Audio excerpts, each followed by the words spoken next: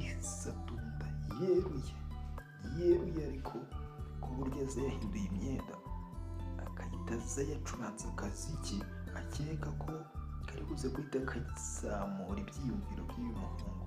Gusa uyu muhungu rero nawe tuba tutaramenya ibye rwose, ibintu uyu mukobwa bakoze nabyo ntabikunda. Umukobwa aragerageza kujya guhita batangira igikorwa, ariko uyu muhungu agahita amuhakanira akamubwira ko burya atademara.